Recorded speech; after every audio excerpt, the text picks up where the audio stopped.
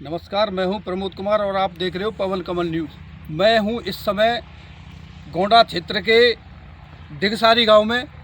यहाँ के जो हमारे हवलदार हैं, आपको दिखाते हैं, शहीद हवलदार गोपाल सिंह, जो कि 58 साल पहले भारत की सेवा करते हुए शहीद हुए थे, लेकिन 58 साल बाद उन्हें शहीद का दर्जा मिला। तो उनके भाई हैं यहाँ मौजूद, उनसे जानकारी लेंगे। सर, पहले तो आपका पवन कमल न्यूज़ में स्वागत है। धन्यवाद। सर, आपका नाम क्या है? गिरीश कुमार, निवासी दिगसारी।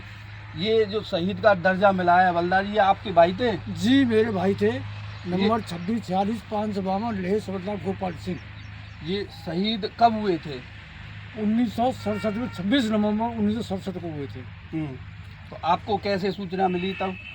उस समय तो जो सूचना आई थी उनकी एक्सपायर की आई थी।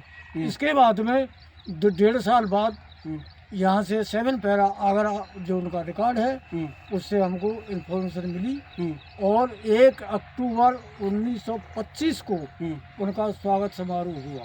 जी, कहाँ पे हुआ था? आगरा 7 पैरा जी, डायमंड जुबली वहाँ हुआ था। तो आप अब यहाँ मिला है 58 साल बाद, अब यहाँ कौन आया था? यहाँ CLO पुनीत असवाल, मैं अपने स्टाफ के साथ, जिसमें सूबेदार भी मौजूद थे, हवलदार वो अन्य यानी सभी रैंक अधिकारी जो थे उनके, वो आए थे। तो कल दिया गया दर्जा शहीद जी का। हाँ। तो क्या कार्रवाई करके गए थे वो? कार्रवाई उन्होंने हमको मेडल और अपना 7 मेडल और प्रशस्ति पत्र और फ्लैग अर्पित किया था। जो ऊपर फ्लैग लगा हुआ जी है, हाँ, जी हाँ। ये उन्हीं के द्वारा जी, लाया गया? उन्होंने सबसे पहले उन्होंने इसी को हमको दिया था। उसके बाद वो मेडल, जो रक्षा मेडल उनको 1965 में मिला था, और वो चला था जो भारत और पाकिस्तान का युद्ध 65 से लेकर 66 फरवरी तक। जब इतना समय कैसे लगा, क्या हुआ, क्यों नहीं जब से दर्जा मिला? उसमें हमारी जानकारी, हम बहुत छोटे थे उस समय, हमारे पिताजी वो भी आर्मी में ही थे जी। और वो उनकी मात्र, हमारे भाई की जो उम्र थी लगभग 24 साल थी। तो उसमें तो कंफ्यूज होता ही है, जिनका बड़ा बेटा खत्म हो जाए। वो कुमार रेजिमेंट में हमारे पिताजी थे, नायक प्रद्युमन सिंह। उनकी क्या शादी हुई थी? उनकी शादी हुई थी और शादी के 2-3 साल बाद एक्सपायर हो गए, बच्चा कोई था ना। तो अब आगे की जो कुछ बजट का प्रावधान होता है सरकार की ओर से शहीद के लिए, तो क्या उसका हुआ है? नहीं, वो तो पहले ही जो था वो मिल गया।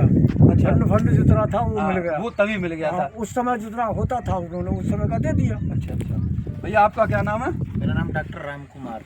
तो आप क्या लगते थे उनके? मैं उनका भतीजा हूँ, उनके छोटे भाई का बेटा। तो आप क्या जानकारी देना चाहते हो इसके बारे में? क्या जानकारी इसके आपको? बारे में जानकारी यही है कि वो 1965 में 67 में एक्सपायर हो गए थे। उस टाइम पे जो उनका कार्रवाई था वो हुआ था, बट उनको कोई सम्मान वगैरह वो सब नहीं मिल पाया था। उसके लिए थोड़ा सा हमने कार्रवाई की। 7 para command Agra and 7 para command parachute regiment and centre Bangalore से, तो उनके डॉक्यूमेंट्स वगैरह, उनके मेडल्स वगैरह के लिए हमने अप्लाई किया। कुछ दिन तक ये प्रक्रिया चलती रही, लेटर्स वगैरह लिखना, मेल वगैरह देना, वो सब हुआ। उसके बाद में उन्होंने अपना अक्टूबर मंथ में डायमंड जुबली थी उनकी, तो उन्होंने यहाँ पे इनविटेशन भेजा। सुरेंद्र फोगाट हैं हवलदार, वो आए थे। सूबेदार सुरेंद्र फोगाट वो आए थे। उन्होंने पूरा देखा, यहाँ पे बातचीत की, इन्विटेशन दिया, हमारे पिताजी को वहाँ बुलाया, फुल सम्मान के साथ सब कुछ किया। फिर उसके बाद में ये मूर्ति बनाने का प्रोविज़न स्टार्ट किया।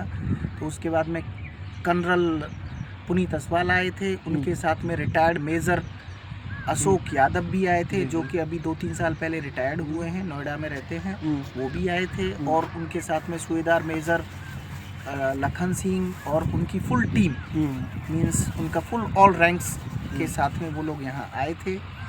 और पूरा उनका सम्मान समारोह उन्होंने अपनी रीत, जो उनकी आर्मी की रीत है एक शहीद के लिए, वो सारा किया। और नेशनल फ्लैग उन्होंने हमें दिया।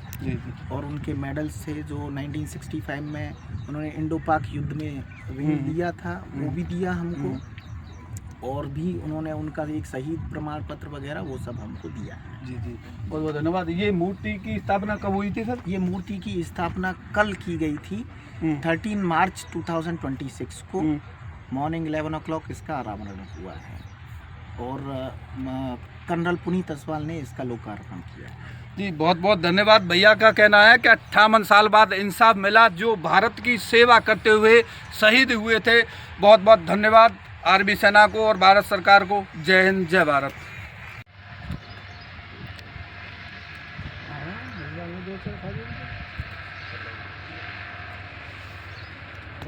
कच्चे कच्चे